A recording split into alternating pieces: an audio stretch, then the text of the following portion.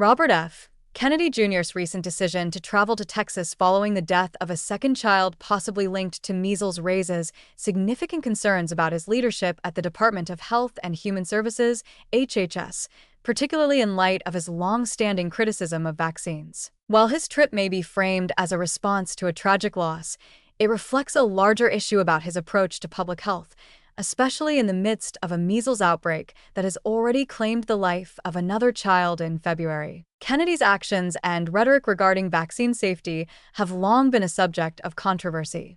By downplaying the risks of diseases like measles and questioning the efficacy of vaccines, he has been at odds with the overwhelming consensus of the medical and scientific communities. This stance has led to sharp criticism, particularly now that his role in overseeing the nation's health policies is more prominent. With Texas experiencing the highest number of measles cases in the country, the state is grappling with the consequences of low vaccination rates, particularly within certain religious communities that have historically refused vaccines. The timing of Kennedy's trip, after a second child's death, only amplifies the tension between his position and the needs of the broader public health landscape.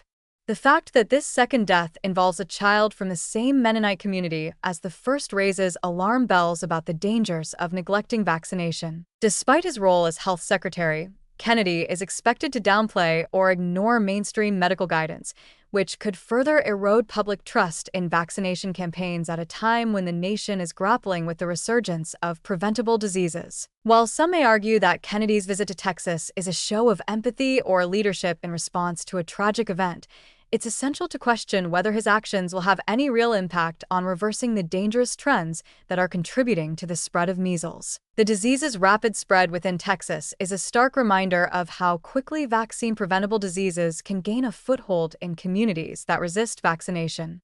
Kennedy's failure to embrace a more science-based approach to public health may only exacerbate this crisis. Moreover, his trip could be seen as a way for him to maintain his political relevance while avoiding the difficult task of aligning his public health policies with established medical guidance. The Biden administration has already indicated a desire for him to take on a more visible role in public health, but this visit, which appears to be more about appeasing his critics than addressing the underlying issues, may do little to bolster his credibility in the fight against vaccine-preventable diseases. The situation in Texas, with its escalating number of measles cases and tragic deaths, highlights the urgent need for consistent and evidence-based leadership in public health. Kennedy's approach, one that questions the efficacy of vaccines in favor of alternative, less scientifically supported views, risks prolonging and even worsening the current outbreak. At a time when public health experts are working tirelessly to contain and prevent the spread of measles,